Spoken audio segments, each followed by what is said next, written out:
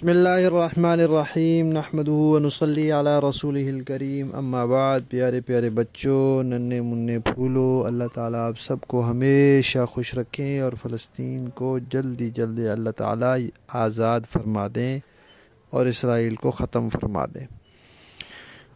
الاحسان academy والے چچا کی طرف سے السلام علیکم ورحمۃ اللہ وبرکاتہ۔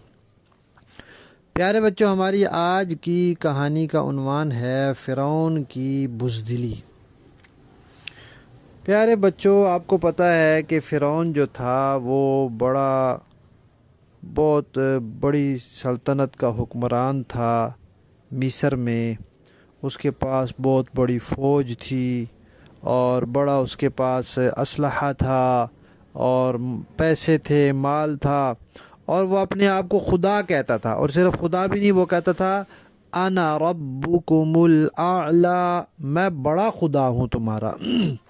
وہ بہت اپنے آپ کو بڑا سمجھتا تھا اور ظالم تھا بہت، جس کو دل کرتا تھا قتل کر دیتا تھا، جس کو دل کرتا تھا مار دیتا تھا، جس کو دل کرتا تھا پکڑ لیتا تھا، جو مرضی کرتا تھا۔ اللہ تعالیٰ نے موسیٰ علیہ السلام کو بھیجا اور موسیٰ علیہ السلام کو اللہ تعالیٰ نے رعب عطا فرمایا۔ تو فرعون جو ہے وہ موسیٰ علیہ السلام سے اندر اندر ڈرتا تھا۔ اوپر سے تو کہتا تھا میں یوں کر دوں گا، میں وہ کر دوں گا، لیکن اندر اندر وہ بہت ڈرتا تھا۔ تو اس نے ایک دن کیا کہا، اپنے دربار میں بیٹھا، اپنے وزیروں مشیروں سے کہنے لگا کہ تم سب مجھے اجازت دو کہ میں موسیٰ کو قتل کر دوں۔ وہ تو کسی کو قتل کرنا چاہتا تو کر لیتا تھا، اس کو بھلا کیا ضرورت تھی اپنے وزیروں سے پوچھنے کی، لیکن وہ ڈر رہا تھا اندر سے، تو اس لیے وہ کہہ رہا تھا چلو سارے اتفاق کر لے تو پھر ہم یہ کام کریں گے۔ تو اس نے کہا جی مجھے اجازت دو، میں موسیٰ کو قتل کرتا ہوں۔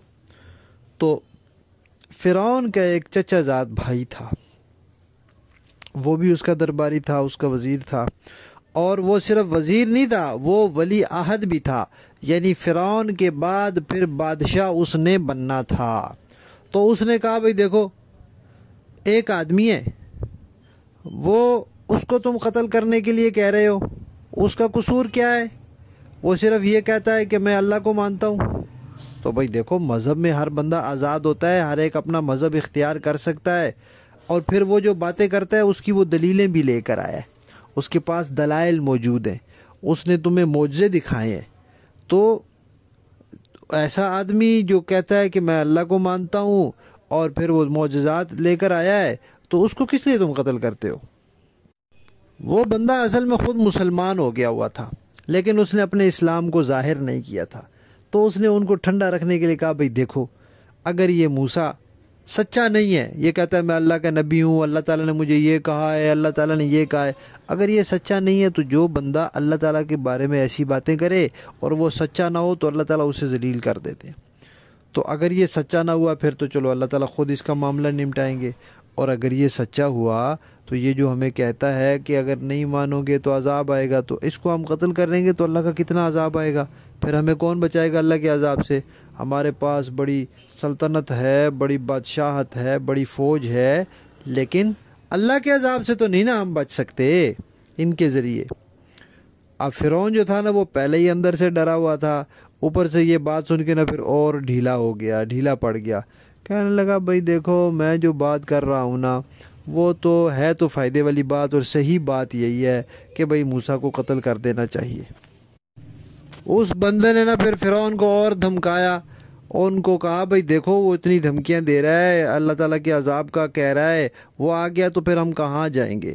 تو یہ باتیں سن کر پھر فرعون خاموش ہو گیا اور موسیٰ علیہ السلام کو کچھ بھی نہیں کہہ سکا۔ تو اصل میں وہ بزدل تھا، وہ ڈرپوک تھا، اس کو ڈر لگا ہوا تھا۔ وہ موسیٰ علیہ السلام کو شہید بھی اس لیے کرنا چاہتا تھا کہ اس کو ڈر لگا ہوا تھا کہ یہ مجھے کوئی نقصان نہ پہنچا دے، لوگ اس پر ایمان لے آئیں گے تو پھر میری حکومت چلی جائے گی، یہ ہو جائے گا، وہ ہو جائے گا۔ وہ اسی ڈر کی وجہ سے ان کو شہید کرنا چاہتا تھا، لیکن شہید کرنے میں بھی اس کو ڈر لگا ہوا تھا کہ کہیں کچھ ہو ہی نہ جائے، اتنا ڈرپوک تھا، اور کہتا کیا تھا کہ میں بڑا خدا ہوں۔ تو پیارے بچوں، یہ تھی فرعون کی بزدلی کی بات، جو آج کی ہماری کہانی کا عنوان تھا۔ ہماری کہانی ختم۔